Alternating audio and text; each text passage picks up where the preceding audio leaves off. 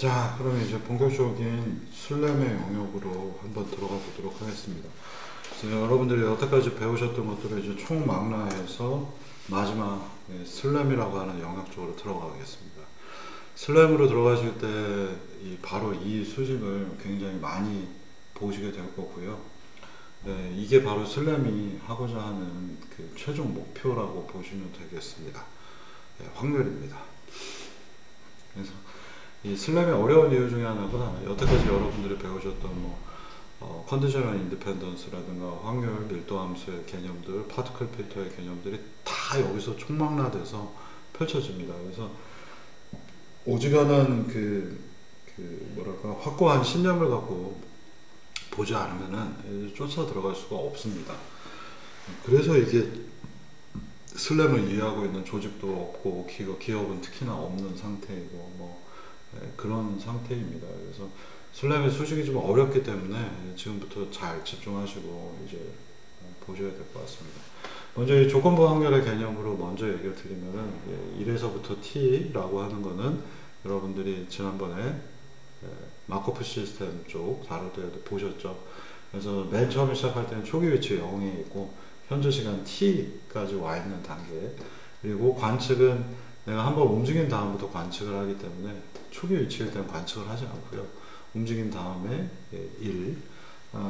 이 부분은 여러분들이 어떻게 보시면 되냐면 xk 플러스 1은 뭔가 여기에 f, xk, 그리고 이 부분에 들어가는 게 오메가 k 플러스 1, uk 플러스 1, 이런 수식을 앞서서 설명을 드렸죠. 그래서 입력 u까지 들어간다 그러면 여기 있는 녀석하고 오메가나 u는 똑같아야 됩니다. 그리고 관측은 zk 플러스 1은 무언가 h에 xk 플러스 1, 그리고 여기는 vk 플러스 1 이렇게 되어 있죠.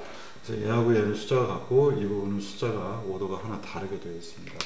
자, 그러다 보니 x는 0에서부터 시작해서 t까지 오겠고요. z는 관측은 1에서부터 t까지 되고 u도 입력 u도 1에서부터 t입니다.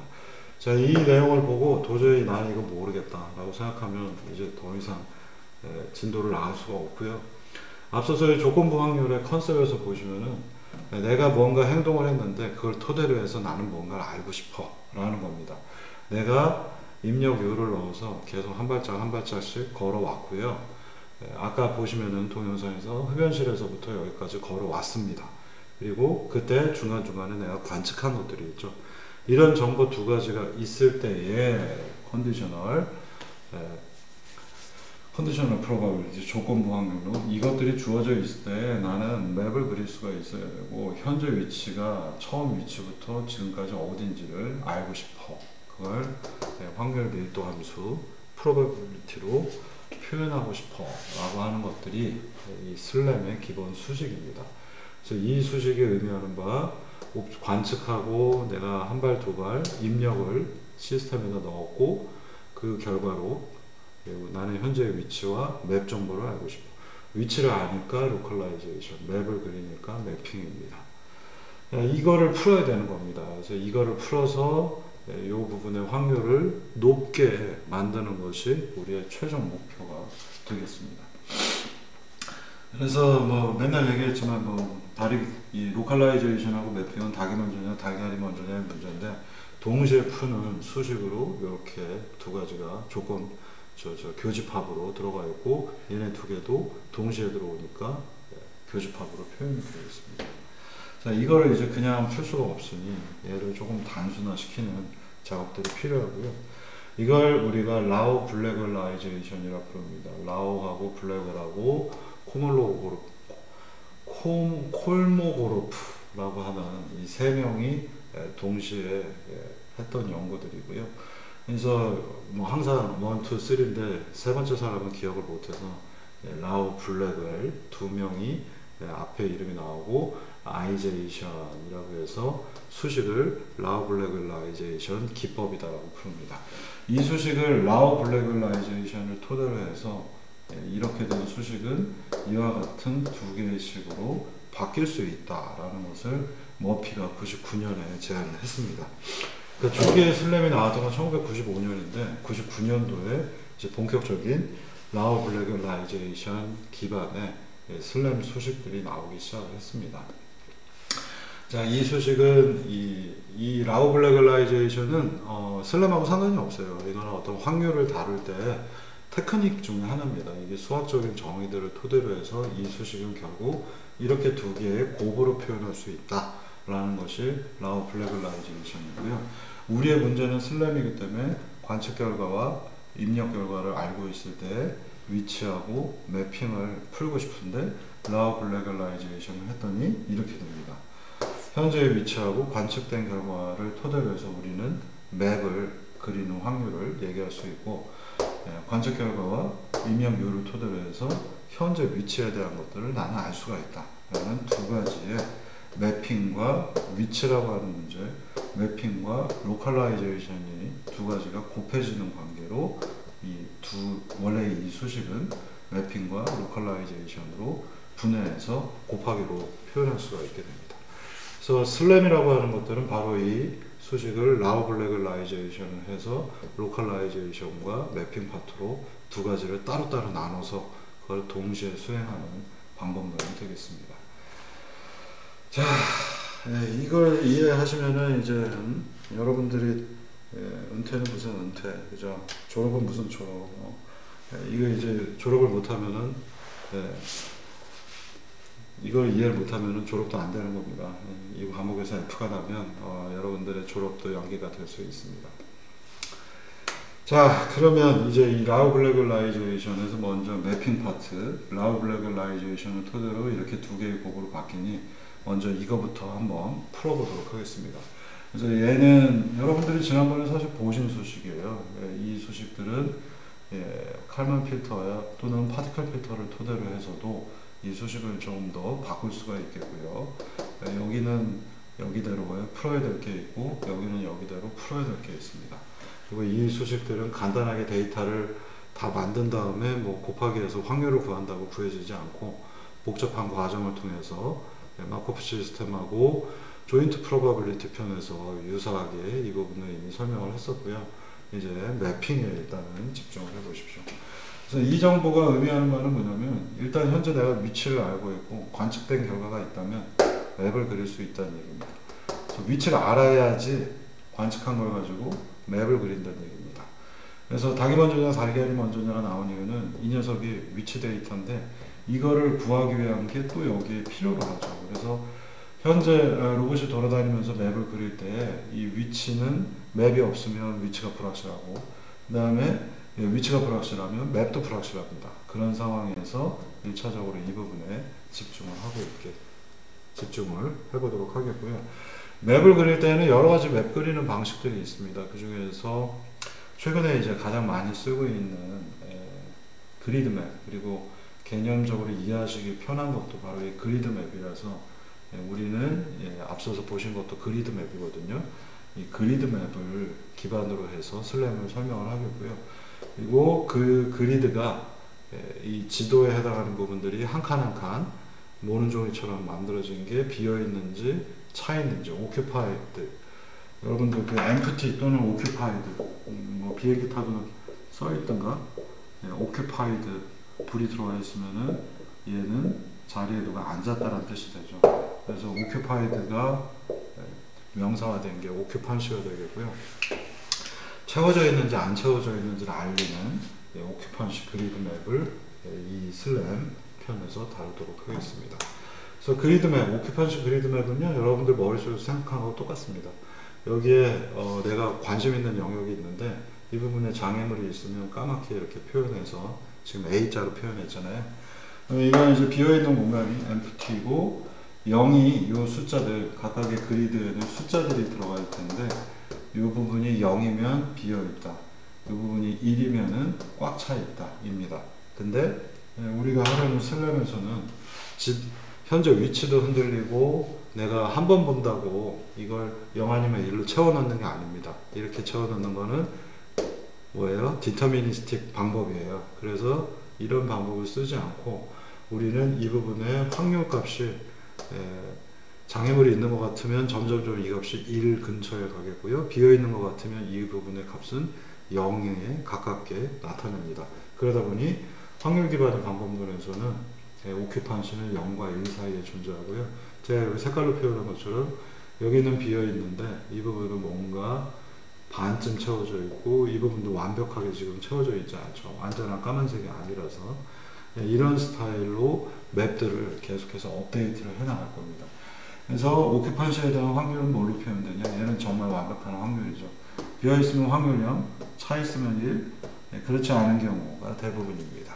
그래서 맵 하나하나를 MI라고 맵이니까 이 하나하나의 그리드들을 M1, M2, M3, M4, M5 이렇게 표현한 다음에 거기가 확률적으로 차여 있는지 안 차여 있는지 확인하면 0, 1과 그 사이에 값들의 조합으로 표현하겠습니다.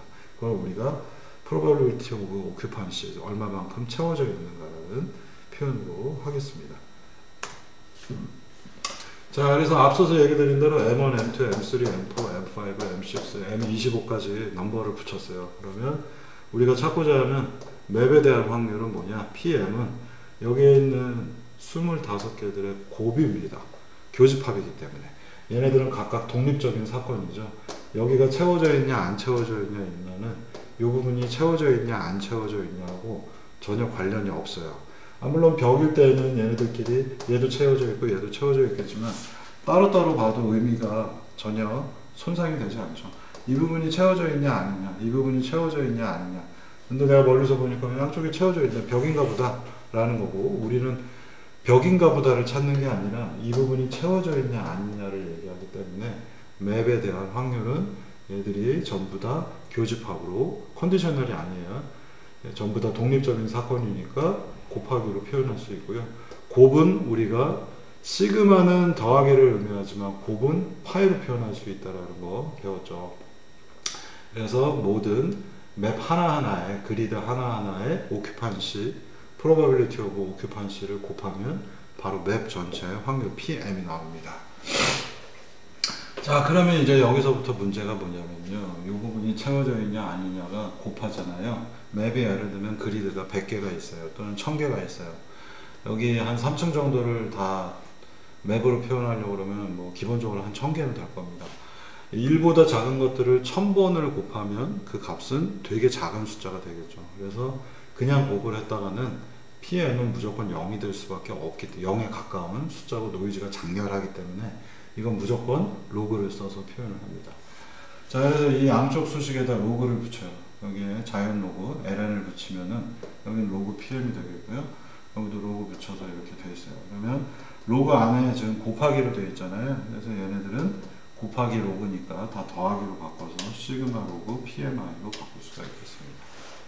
자, 여기까지는 이해하시기가 좀 편할 겁니다. 그리고 자, 이제 다시 아까 원래 라우블 레귤라이제이션에서 매핑과 로컬라이제이션 이 수식을 보시면은 PM 근데 컨디셔널이네.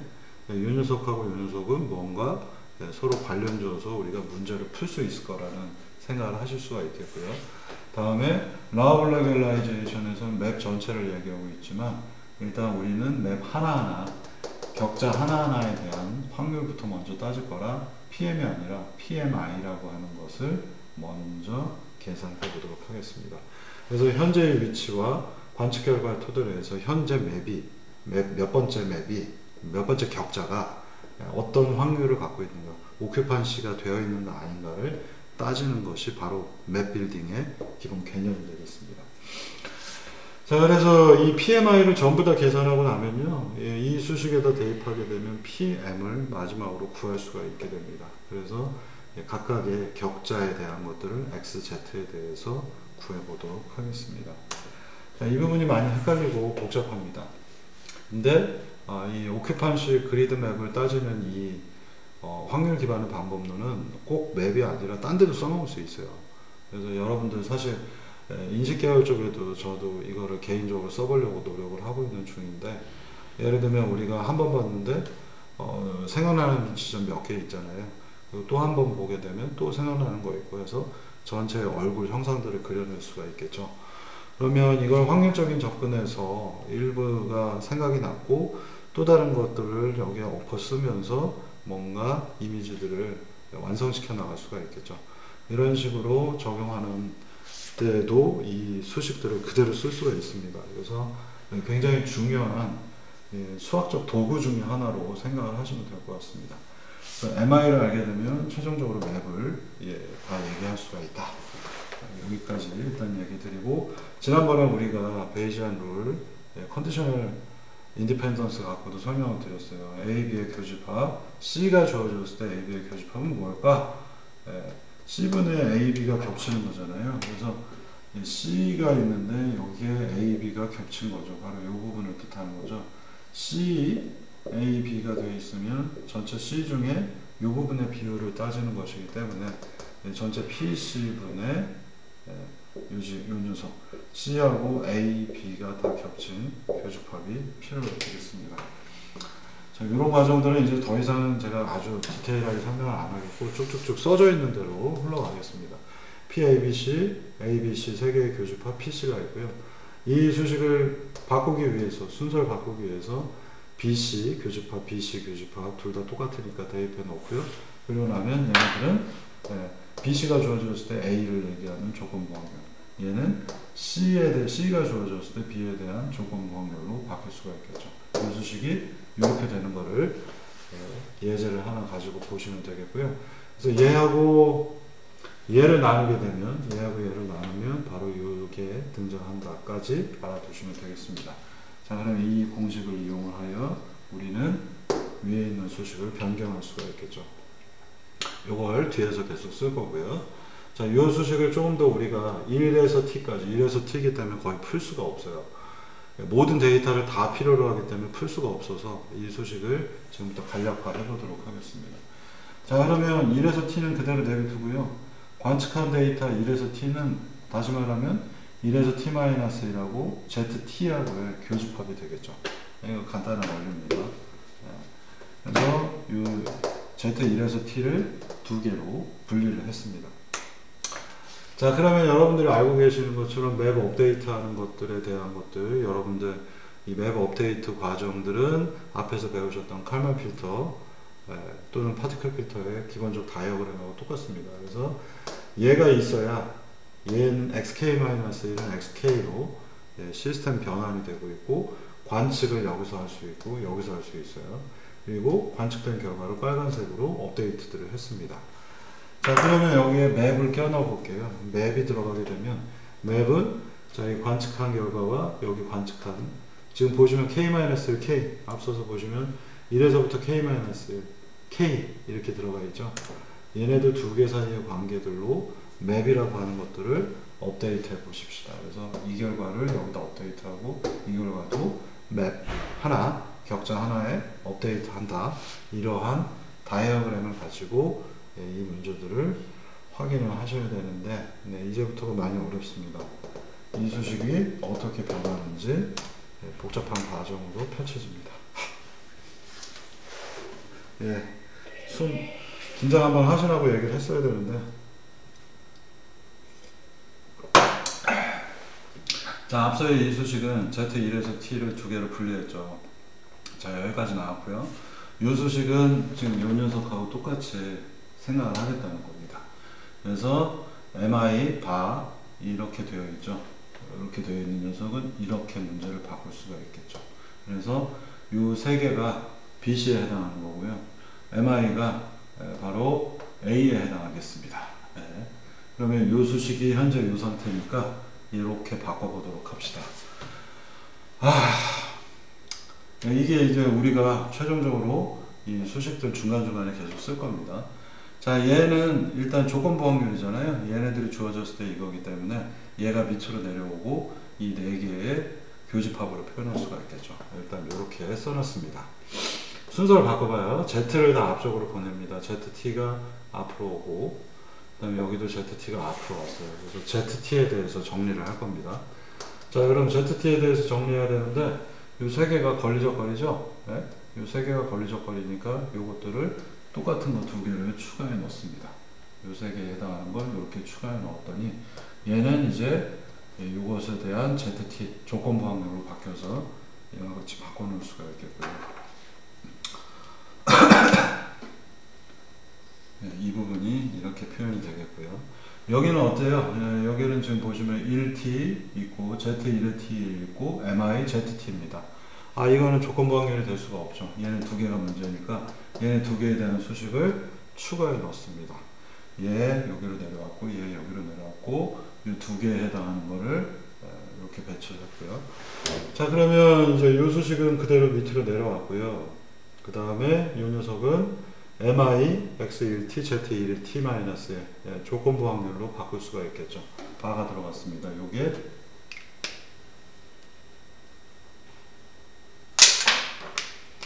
어디 갔어? 이 부분이 이렇게 내려왔고요. 이것도 아직 정리가 안 됐어요. x, z, x, z, z, x, z.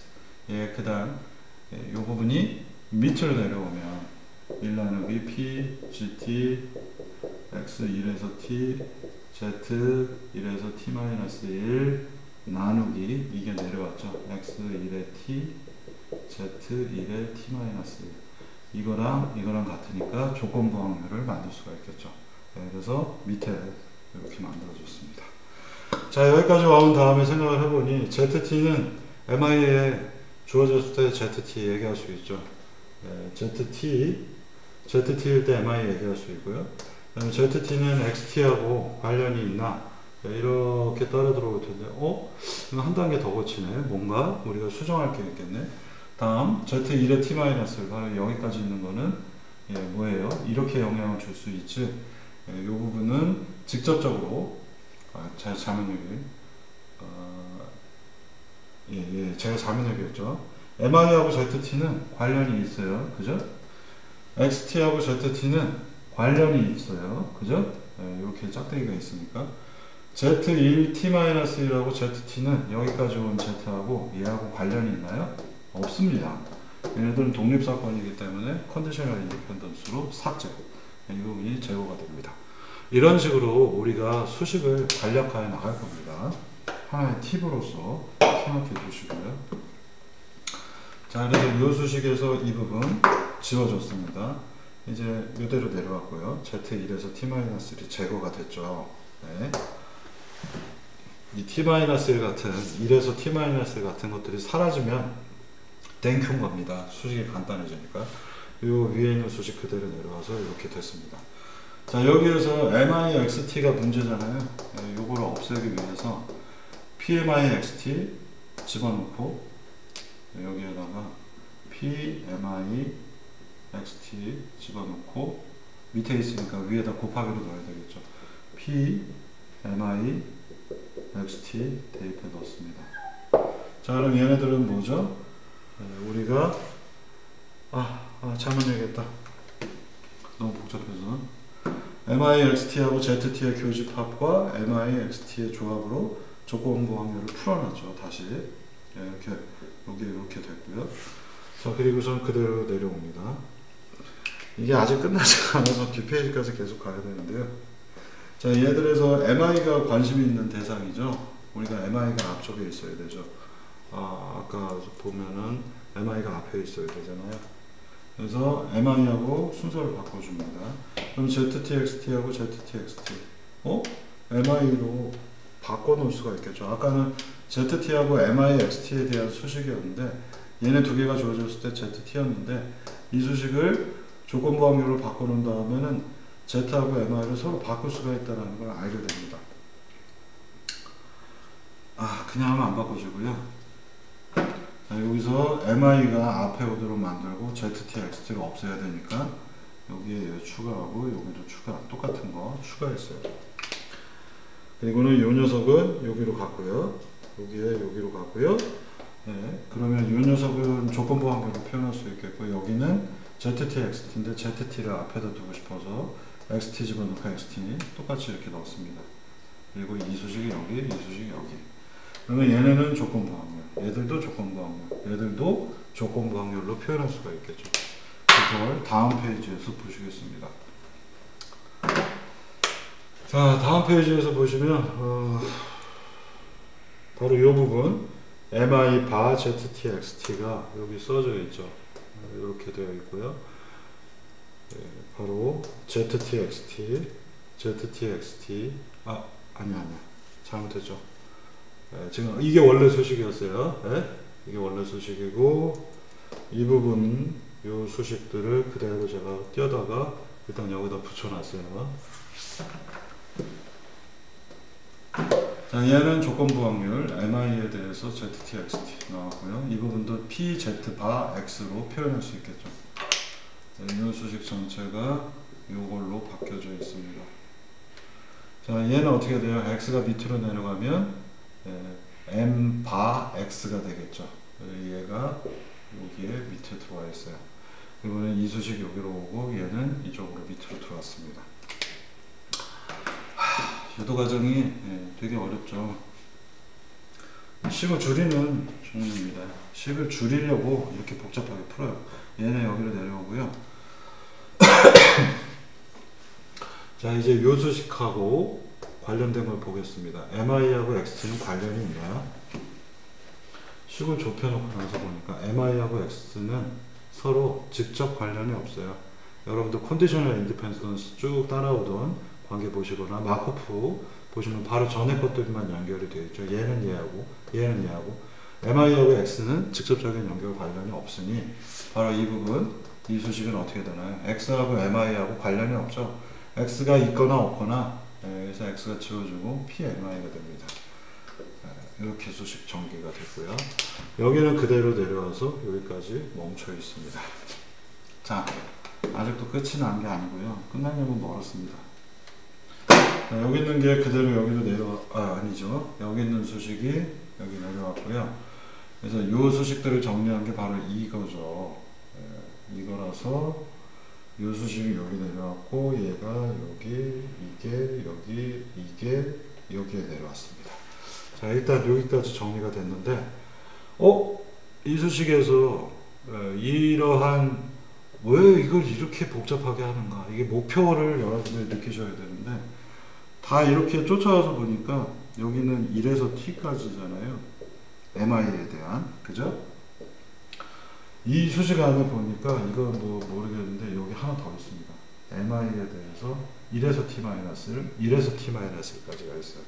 여기는 t-1까지입니다. 그렇다면 내가 시작할 때 이 수식을 이용하고 이것들을 곱하면은 다음 단계를 얻은 거고요. 그 다음 단계를 또 여기다 집어넣고 요것들을 집어넣으면 그 다음 단계, 두 번째 단계를 얻겠고, 두 번째를 여기다 넣고 요것들만 계산하면 세 번째 단계를 얻는다는 얘기입니다. 우리의 원래 골 1에서 t였던 수식들이 전 스텝에서 얻은 결과에다가 요 4개만 곱하면 얻어진다라는 아주 기가 막힌 방법을 찾을 수 있습니다. 이게 의미하는 바는 뭐냐, 매 스텝마다 이것들을 우리가 요 4개를 곱하면 다음 스텝이 나오고, 또 집어넣어서 4개 곱하면 다음 스텝이 나와서 매 스텝마다 움직이면서 최종적으로는 이 녀석을 만들어 나갈 수 있다는 얘기가 되는 겁니다. 얘들은 보면 조금 수식이 아까보다 훨씬 간결하게 되어 있습니다. 자, 일단 여기까지 만들었어요. 이걸 어떻게 푸냐는 또 다른 얘기입니다. 얘는 얘대로 풀어야 되겠고, 얘는 얘대로 풀어야 되겠고, 얘는 얘대로 문제가 될 거예요. 그래서 이것들은 그대로 남겨놓고 일단 다음 스텝에 컨셉 하나를 더 추가를 해야 됩니다. 이거 그냥은 이 문제를 풀기가 어렵기 때문에 여기에 이제 기괴한 방법이 하나가 들어가요. 자, 우리는 오큐판시냐 엠프티냐를 결정하는 양분법으로 이 문제들을 다루고 있습니다. 그래서 이 두 개가 비어 있느냐 채워져 있느냐의 관점으로 문제를 조금 더 쉽게 바꿀 수가 있습니다. 아까 보시면 방금 전에 맨 밑페이지에 있는 것을 오큐판시다라고 정의했고요. 제가 이제 색깔 구별할게요. 이 빨간색은 계속해서 매 스텝마다 이렇게 업데이트가 되는 관계이고요. 파란색으로 표시한 게 ZT가 앞에 있는 것들입니다. 그리고 얘는 까만색은 맵에 대한 것들을 얘기하는 걸로 났습니다. 이게 오큐판시예요. 이게 방금 전에 구했던 거고요. 비어있는 건 어떻게 될까요? empty에 대한 거예요. 이거 똑같은 수식인데 얘하고 얘는 똑같이 내려오고요. mi의 반대, 이게 채워져 있냐 안 채워져 있냐. 예를 들면 이게 0, 1로서 우리가 표현도 하고 있지만 채워져 있을 확률이 0.3이라면 안 채워져 있을 확률은 0.7인 겁니다. 1 빼기가 되네. 그죠? 네. 이렇게 문제를 보고자 하는 거예요. 이렇게 해야지 쉬워지니까. MI에 그래서 반대, 네, 여기에 반대 표시, not gate를 하나 넣어주고요. not입니다. 그 다음에 여기도 MI의 반대, 화살표 이렇게 꺾인 거 들어가고요. 얘는 맵하고 상관없으니까 그냥 내려왔고요. empty에 대한 것만 따지니까 맵에 대한 거 반대, 이거 그대로 내려오고 맵에 대한 거 반대, 이렇게 붙여놨습니다. 자, 그러면 이제 우리는 이 파란색 영역을 사실은 여기 보시는 대로 계산할 수가 없어요. 이것들은 이거하고 이거는 계산을 할 수가 없어요. 요 정도는 그래도 계산할 수 있는데 이것들을 계산하기가 어렵습니다. 그래서 얘네들을 이 두 가지 수식의 관계를 통해서 파란색을 제거를 하려고 합니다. 그래서 이거분의 이거라고 하는 수식을 여기 만들어 놓고 보면 이거분의 이거를 오른쪽에 놓으면 얘네들 세 개가 왼쪽으로 넘어가야겠죠. 얘는 나누기, 얘는 곱하기, 얘는 나누기. 이렇게 해서 대입을 해보면 지금 여기 이제 이렇게 왼쪽으로 되어 있고요. 이게 바로 파란색 이 조합을 오큐판시에 대해서 뽑아놓은 겁니다. 자, 또 파란색 이 녀석은 얘가 넘어가고 얘도 넘어가고 얘도 넘어가면 오큐판시 not gate로 표현된 거 이렇게 되겠습니다.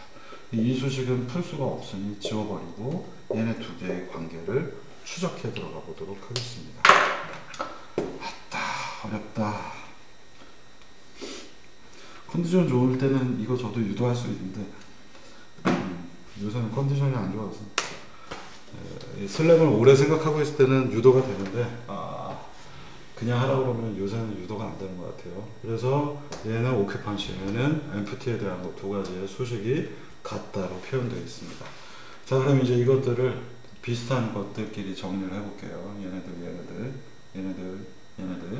얘네들 얘하고 얘 두 가지를 이게 이쪽으로 넘어와서 비율을 만들고 얘네들 다 넘깁니다. 그러니까 얘하고 얘 두 가지만 남겨놓고 나머지 다 넘겨요. 그랬더니 이런 수식이 나왔습니다. 자, 그리고 앞서서 얘기 드린 것처럼요, 이 수식은 mi 바 x 1t, z 1t는 무언가 확률이지만 m은 오큐판시에 대한 걸 얘기하고 있고요. 반대 not 오큐판시 맵이니까 얘는 뭐예요? 1 빼기 위에 있는 걸로 표현할 수 있죠. 아까 0.32 오큐판시면 empty에 대한 건 0.7이니까 얘네 두 개의 합은 무조건 1이 돼야 돼서 1 빼기 이 수식으로 대체할 수 있어요. 교활한 방법이죠. 아주 교활한 방법입니다. 저는 이거 봤을 때 옛날에 진짜 이걸 교활하다 라고 느꼈고요. 자, 여기 두 개가 있는데 요거 똑같지만 여기가 낫이니까 1 빼기로 바꿀 수 있습니다. 자, 여기도 1 빼기로 바꿀 수가 있겠죠. 그래서 이 부분을 1 빼기 PMI로 바꿔놨어요. 자, 이 부분도 마찬가지죠. 1 빼기 MI 바 XTZT로 바꿀 수가 있겠습니다. 그래서 이제 이거는 지워지고 수식은 이렇게 만들어졌습니다. 자, 이 수식을 이제 어떻게 풀까? 변수가 많이 줄어들었죠? 이렇게 된 게 이걸로 바뀌어져요.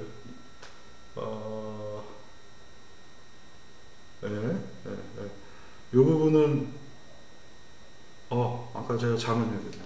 요게 요거고 요게 요게고 요게 요거예요. 요건 아직 안 바꿨어요. 1 빼기에도 이걸로 표현할 수 있는데 이 부분을 안 넣구나. 여기다 넣잖아 지금.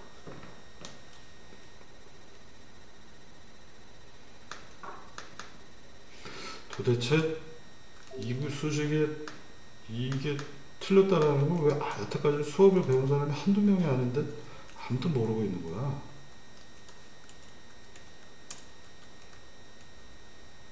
이렇게 바뀌겠습니다.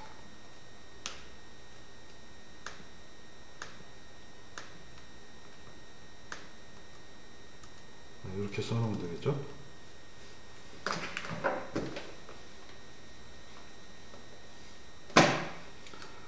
자, 그러면 이제 이걸 풀기 위해서 우리가 로그 우즈라고 하는 것들을 쓸 겁니다. 여기 이거 오른쪽도 바꿔야겠네. 이 수식을 눈여겨 보시면은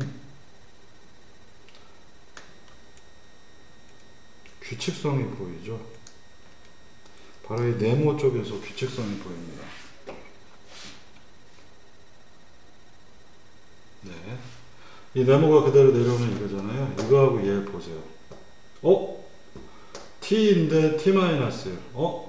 얘네도 업데이트 하는 거죠. 그래서 이게 뭔진 모르겠지만 이걸 현재 알고 있고 얘네들 4개를 곱하면 다음 스텝에 대한 맵 정보들을 얘기할 수 있죠. 그래서 이것도 역시 반복되는 구조로 바꾸려고 합니다.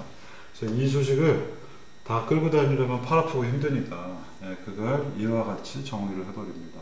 이거에 해당하는 것들을 띄워다가 로그 안에다 이제 넣어가지고 이렇게 L자로 표현할 거예요. 여기 보면 MIX1T, Z1T니까 MIX1T, Z1T에 L이라고 하는 함수처럼 뭔가 기호를 하나 쓰면 얘는 로그이고 이 값을 로그로 집어넣은 거야 라고 하는 연산을 수행을 합니다. 그럼 이걸 L이라고 표현했기 때문에 이 부분이 이제 어떻게 바뀌는지 보시면요. 자, 얘는 그대로 내려갔고요. 자, 이게 로그 나누기니까 빼기로 바꿀 수 있죠. 얘 로그를 붙여서 집어넣으면 MIX1T, Z1T니까 이거하고 똑같죠. 그래서 이게 어디 보자. 이상한데?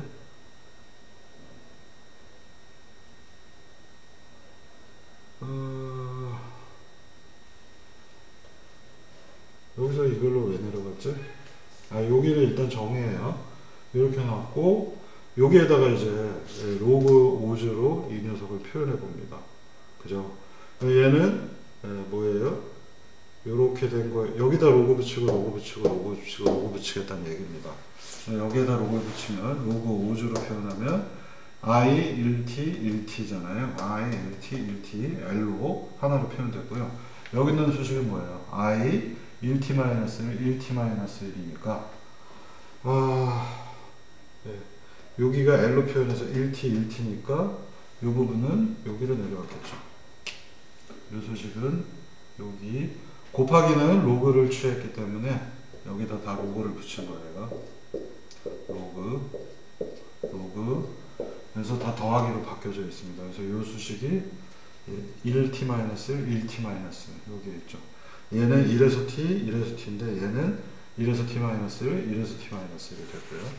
자, 이제 그러면 이 수식은 어떻게 될까요? 이 수식도 똑같이 p1 빼기 p로 되어 있고 p1 빼기 p, p1 빼기 p 그래서 얘는 그대로 1t-1t- 가능하고 얘는 뭐예요?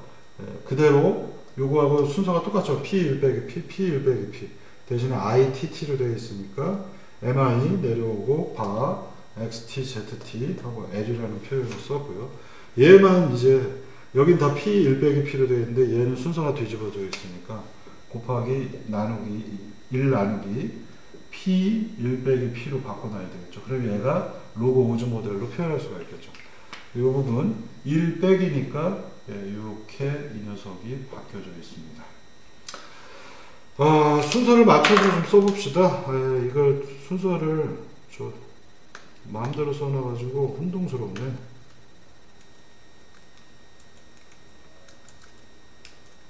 이렇게 써놓으면 조금 더 보기가 좋을 것 같습니다.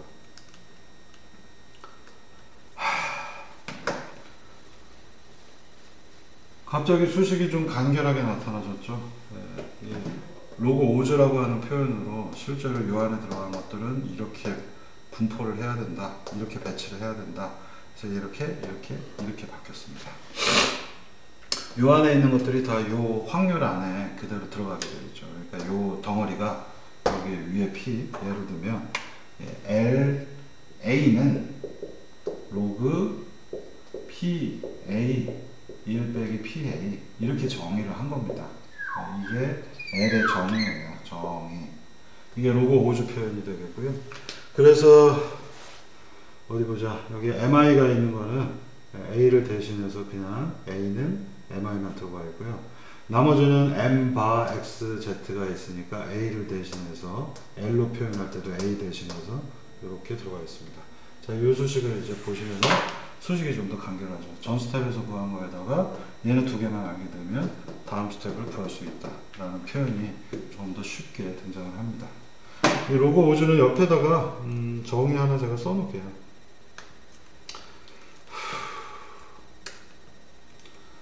보는 사람이 또 어렵겠지만 이거는 할 때마다 저도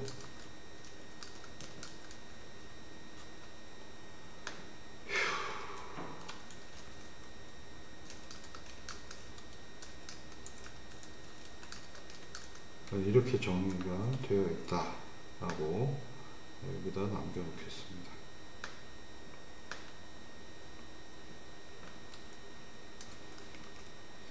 정의 표시 마무리해서 냅시다. 네, 세모 붙여놨고요.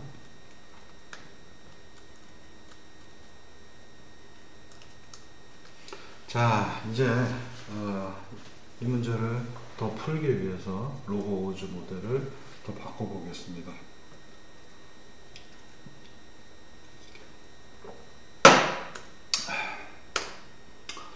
자, 그러면 앞서서 여기 써놨네.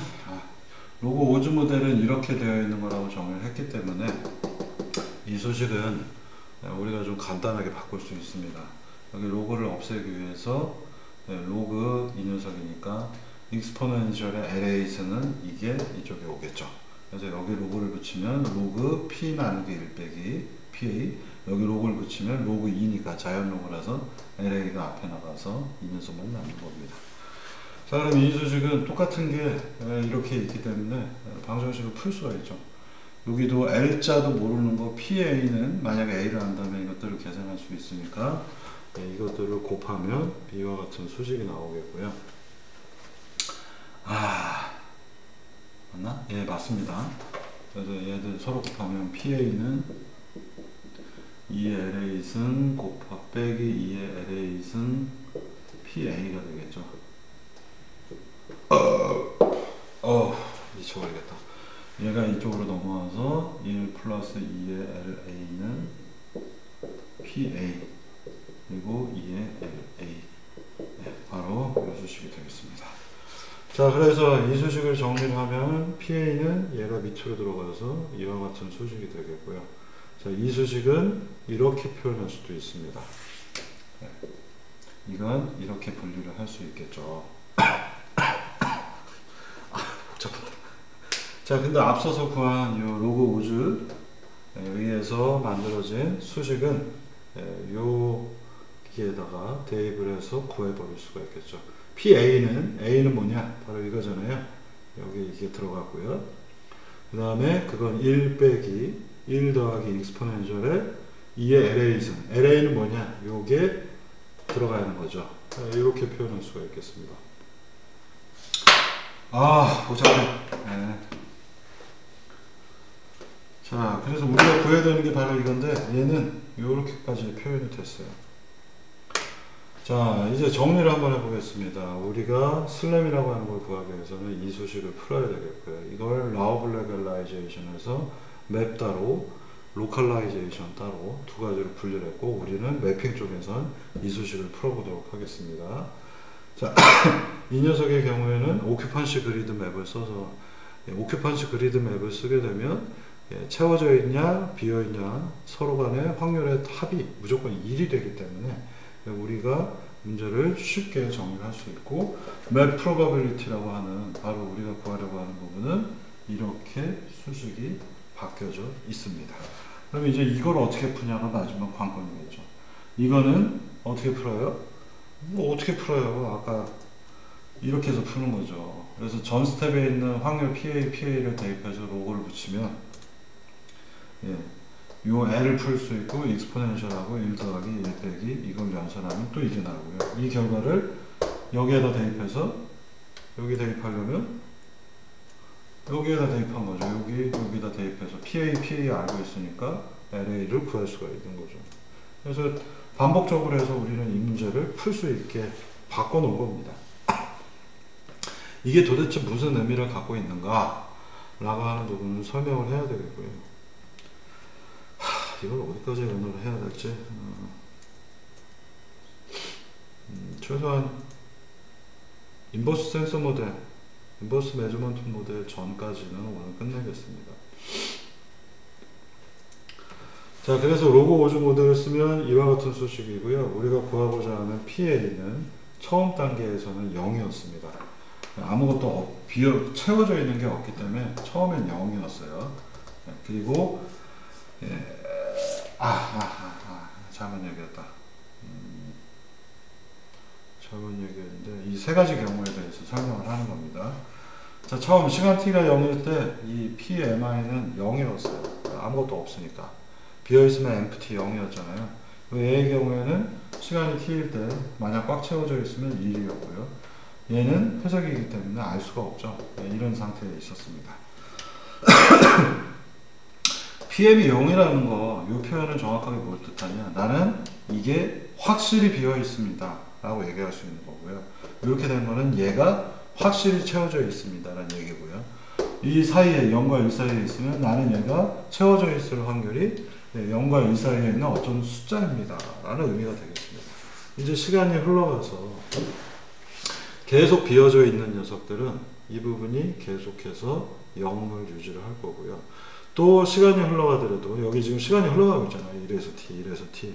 시간이 많이 흘러갔어도 내가 위치를 정확하게 알고 있고 관측 데이터가 있다면 이 녀석이 계속해서 비어져 있다면 이 부분은 그대로 이렇게 표현을 하는 겁니다. 지금 여러분들한테 뭘 제가 설명하고 있냐면 이거 뭐 똑같은 얘기 아닌가 하는데 t는 0이기 때문에 이 소식에서 x하고 z는 현재 없습니다. 이게 없으니까 PMI는 0이라고 표현을 한 거고요.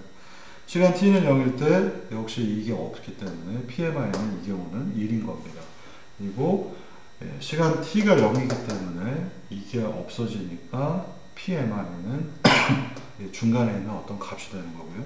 시간이 흘러가면서 x하고 z에 대한 데이터들이 쌓이면은 그때 이 부분들이 추가가 되면서 이 녀석은 내가 시간 t까지 위치도 정확하게 알고 있고 관측도 열심히 했는데 MI는 계속해서 0이야, 얘는 계속 1이야, 얘는 계속해서 물음표야 라고 하는 형태들로 표현을 하고 있는 겁니다.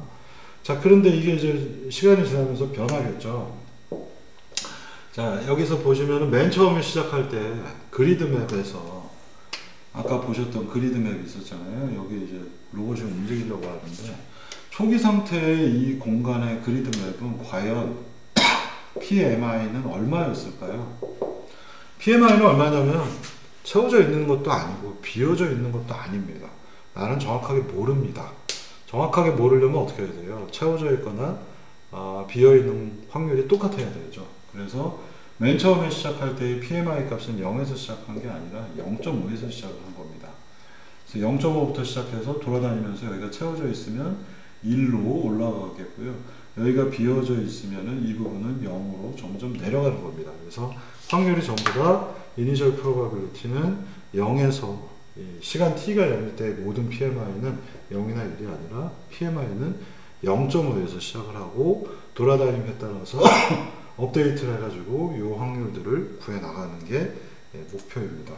그래서 이 부분을 잘 보시면은 자, 아까 제가 얘기 드린 대로 Initial Probability는 0.5, 이 값은 0.5일 거 아니에요. 그래서 PM이 0.5일 때, 즉 L0M, 아까 수식에서 보시면 L0M이 어디 있었나요? 여기 있었죠. 네? L0. 네, 이 값의 초기 값, 맨 처음에 시작하는 로그 오즈의 초기 값은 로그 1 빼기 0.5, 0.5 대입해서 위아래가 똑같으니까 로그 1이라서 0이 나옵니다. 그래서 L0M은 0에서 시작을 하게 만드는 겁니다. 자, 그러면 이제 본질적인 웹 업데이트 과정을 한번 이 수식을 가지고 표현해 보겠습니다. 우리가 목표로 하는 확률 값은 바로 이거였죠. 이걸 떼어다가 붙여놓겠습니다. 우리가 찾으려고 하는 건 바로 이건데,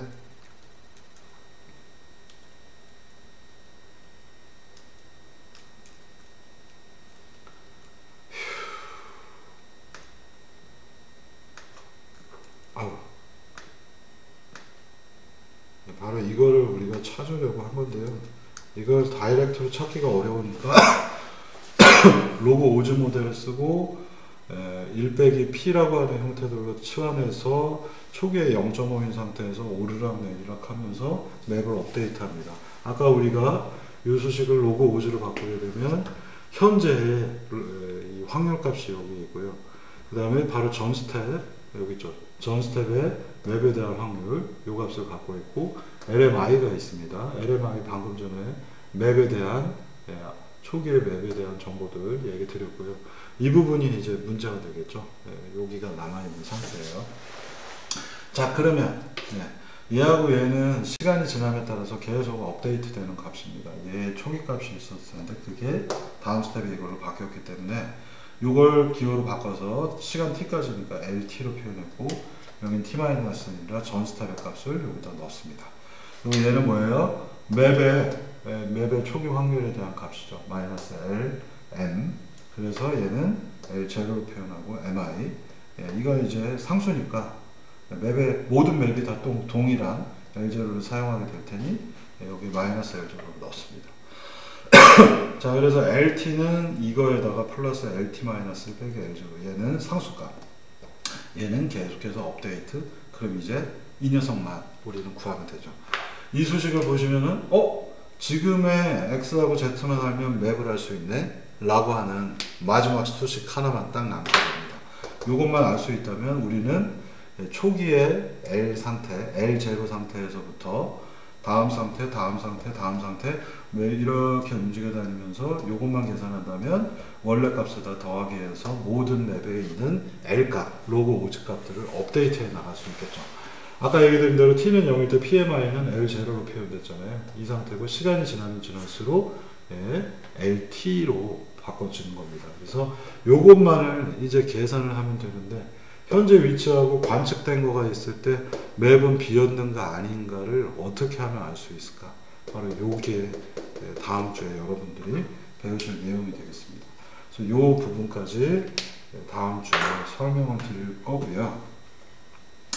이게 이제 바로 여기까지 LT나 얘는 어차피 계속 반복되는 거, L0는 고정된 값. 얘만 결정할 수 있으면 우리는 맵을 그릴 수가 있습니다.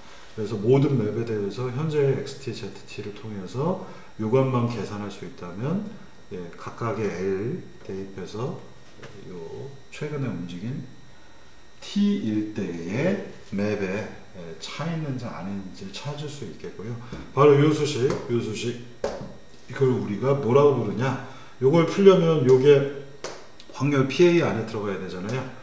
로그 오즈 모델 따로 설명 안 할게요. 여기가 A면은 PA가 되니까 요 확률이 뭐냐? 이걸 되게 중요한 겁니다. 맵을 그릴 때 가장 중요한 부분. 현재의 위치와 관측 데이터를 알면 맵이 비었는지 아닌지에 대한 확률을 얘기할 수 있다 라는 것이 바로 인버스 메저먼트 모델이 되겠습니다. 또는 인버스 센서 모델이라고 부릅니다. 이 인버스 메저먼트 모델은 개념을 이해를 못하는 사람이 굉장히 많아요.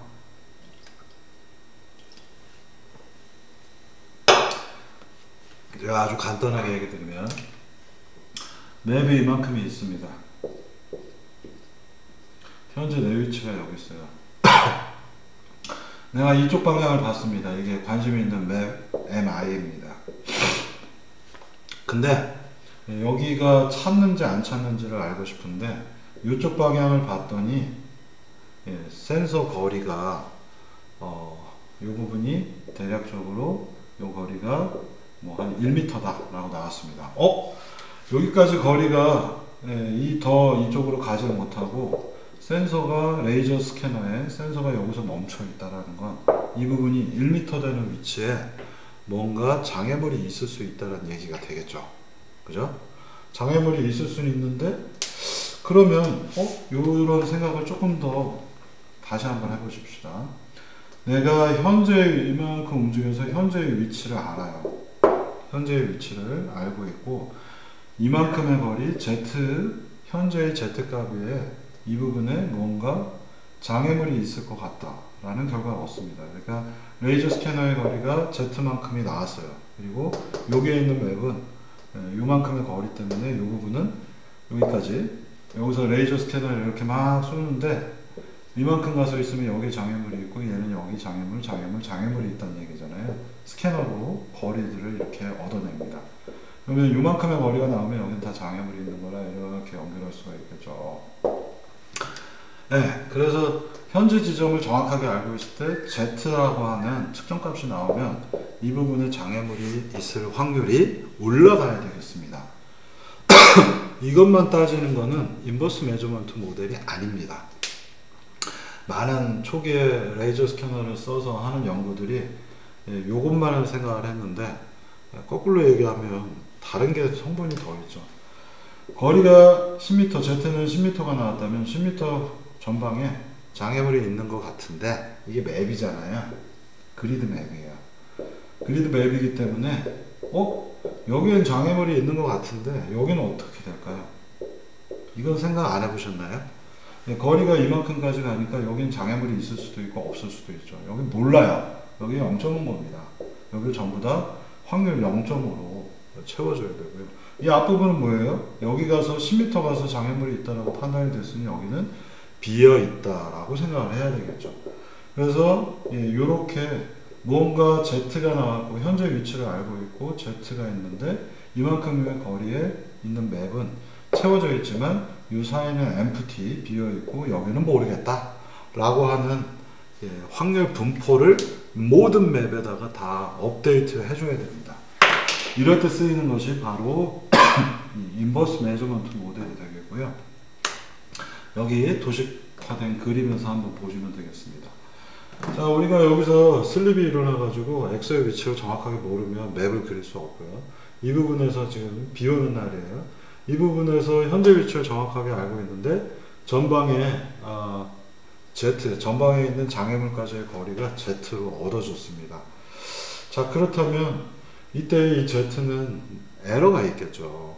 그래서 이게 10m가 나왔다고 10m 전방엔 장애물이 있다라고 생각하면 그건 디터미니스틱한 방법이에요. 그리고 이게 이렇게 비가 오는 날에 테슬라 비 오는 날 주약이죠.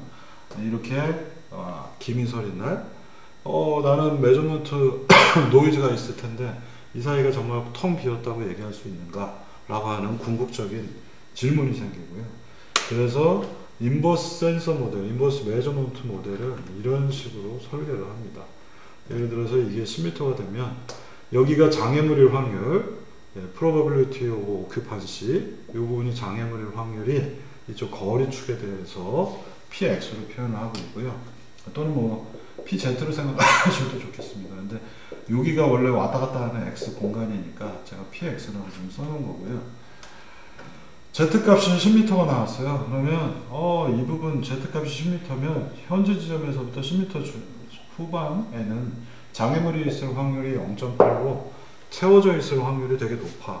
근데 그 뒷면은 난 잘 모르겠어. 0.5가 돼야 되는 겁니다.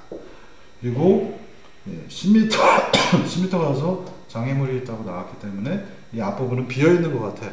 근데 정말 비어있는지 모르겠어. 그래서 0이 아니라 0.2 정도를 넣습니다. 이 부분도 정말 꽉 차 있는지 모르겠으니까 1이 아니라 0.8을 넣은 겁니다. 자, 이러한 인버스 매저먼트 모델을 히터를 밑에다 놨더니 뜨거운 바람이 목에 딱 걸려가지고 코로나인지 모르겠는데 Z가 10일 때에는 자, 그래서 Z가 10이 나왔다면요 M 바 XZ는 뭘까요? 바로 이 지점은 0.8인 겁니다. 그 다음에 M이 MI니까 이 부분은 얼마일까요? 여기는 0.2인 겁니다. 여기 다 0.2, 0.2, 0.2라고 이 값들을 대입을 해야 되고요. 이 부분은 0.8이 된 거고요. 이 부분은 뒷면은 0.5라고 넣어야 됩니다. 자, 그렇기 때문에 Z가 만약에 5가 되면은 이런 그림에서 이 부분은 뭐 얼마예요? 0.2에 해당하게 요 probability n과 xg를 대입을 해줘야 됩니다. 이게 바로 인버스 매저먼트 모델이고요. 이 부분에 대해서 이제 다음 주에 또 얘기를 연결해서 드리도록 하겠습니다. 자, 그런데 이 인버스 매저먼트 모델이 갖고 있는 문제점이 뭔지를 제가 한 가지만 여기서 인버스 매저먼트 모델은 이해가 갔다 치면 격자에서 그리드에서 맵을 업데이트 한다는 게 얼마만큼 복잡한 문제인지 제가 오늘 마지막으로 설명을 드리고 개념적으로 설명을 드리고 끝내도록 하겠습니다. 격자의 정중앙에 로봇이 있는 게 아니죠. 이 정도의 로봇이 서 있습니다. 그리고는 레이저 스캐너를 훑었더니 이만큼 가다 멈췄고요. 또 이만큼 가다 멈췄고, 이렇게 멈췄고, 이렇게 결과물이 나왔습니다. 예, 스캔된 데이터예요. 자, 그러면 우리가 업데이트 해야 되는 건 뭘까요?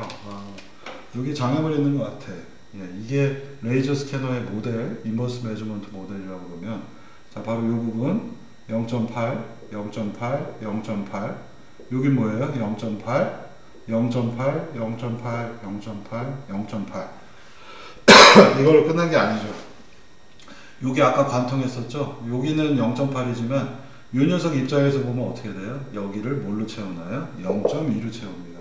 0.2, 0.2, 0.2, 0.2, 0.2, 0.2, 0.2, 0.2, 0.2. 이게 끝이 아닙니다. 여기가 지금 0.8인 녀석들이에요. 이게 끝이 아니에요. 예, 요 앞에는 다 0.2로 채웠는데 뒷면도 채워야죠. 0.5로.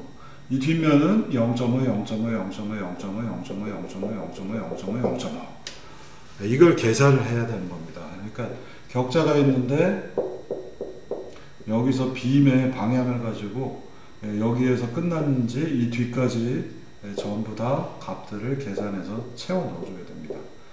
그래서 연산량이 되게 많이 필요로 하게 되고요. 넓은 공간 안에 가서 격자가 이만해요. 여기 수백 개가 있고 여기 있어요.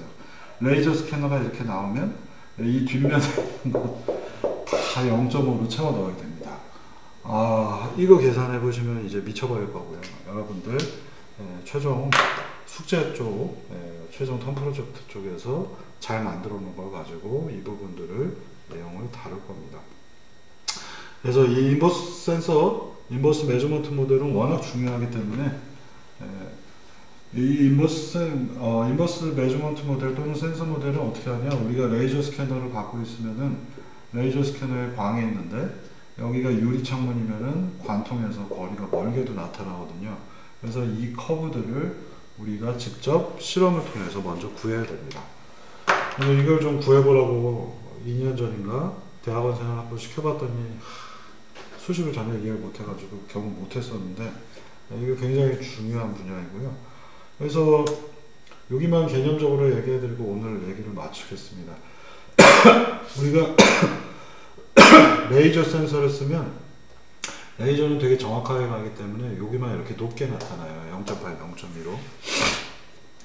근데 초음파나 적외선 센서를 쓰게 되면 장애물이 있는 구간을 정확하게 표현을 못하기 때문에 이렇게 딱 떨어지게 이 간격을 해상도 레졸루션이 부정확하기 때문에 레이저는 정확하니까 이렇게 표현해 줄 수 있지만 얘는 이렇게 올라가면서 표현해 줍니다. 장애물이 여기 있는지 정확하게 모르는 거예요.